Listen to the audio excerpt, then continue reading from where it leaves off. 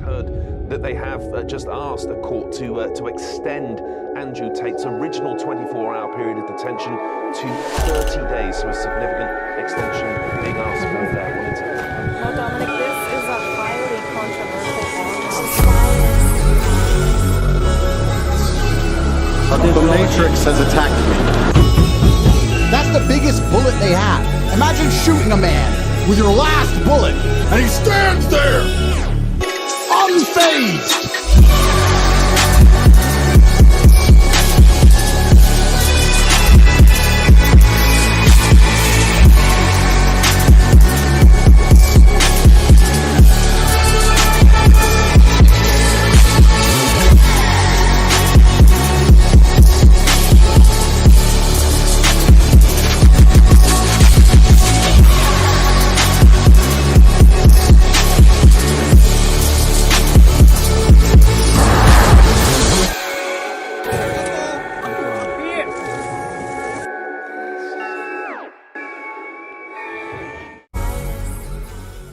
If you were to say to me, Andrew, you have to complete this monumental task.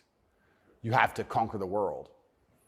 I would say, okay, but I need a emotional motivation to do that. I need to be unhappy having not completed the task. You know, I need to be uncomfortable, right? If you're uncomfortable being out of shape, you'll get in shape. If you're happy being out of shape, then you're just gonna stay out of shape, right? So if you feel a degree of uncomfortableness inside of your mind, I think it's just your mind telling you that something about your life needs to change. Yes. You need to get up and change something. Guys would say to me, I'm depressed because I'm fat and I have no girlfriend. And I'd say, no, you have no girlfriend and you're fat and that's why you're depressed.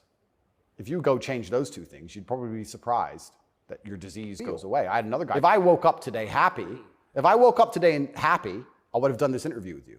If I woke up today sad, I would have done this interview with you. What's the difference? Why put so much importance on my emotion if certain things must be done? I must work, I must train, I must see Tucker Carlson, I must resist the Matrix. You've got duties. I've got things to do. So why are we gonna sit around and talk about how I feel if it doesn't even affect how I act? And as a man, it shouldn't, because there's too much to do. And the masculine world is hyper-competitive. This is another thing most people don't understand. Totally agree. It's hyper-competitive out here. All the women want a few men at the top. The Ferrari, you don't want a Ferrari to drive fast. You For real, for real, for real, for real, for real, for real, for real, for real, really real, really real. Want a Ferrari because other men want a Ferrari and can't have one. It's hyper-competitive. So if you're competing against every other man for every dollar you make, every girl you see, the house you live in, the car you drive, the life you live, you're not going to be able to compete with the person who performs regardless of how they feel if you only compete when you feel like competing, right? Because there's men like me out there who will be sad every day and outcompete you regardless. I don't care how I feel, I will still win. And that's the kind of mindset you need to adopt. So when a man comes— You've got a job to do. Stop whining, go to work. Completely. Yeah, I agree. Completely. Yes. So when men say, oh, but I feel sad, who cares? The world doesn't care. All the men who are out here to destroy you and take your girl don't care. So why do you care? Like the person who should care least is you. You're the only person who wakes up every day who should have a genuine vested interest in improving your life. Nobody else wakes up and wants to improve your life, only you. So if nobody else cares about how you feel, why do you care? So my argument also for depression is, you're depressed, fine. Have you trained today? Well, that doesn't change what you should do with your life, depressed or not. And I don't say this because I'm an eternally happy person. I say this because I've experienced all ranges of human emotion. I was in a Romanian jail cell with cockroaches crawling all over me as I slept. I never missed a day of training. I wouldn't say I was particularly happy, but push-ups must be done. So they got done. You're very close to your brother. Correct. And you were locked away for part of that with him. And did you have fun at all with him? Yes. I do think there's something inside of men, whereas if you're with your boys or you're with your group of men, there's something inside of us. Totally. And it allows you to make the absolute best of the worst situations. Maybe that's an evolution from war.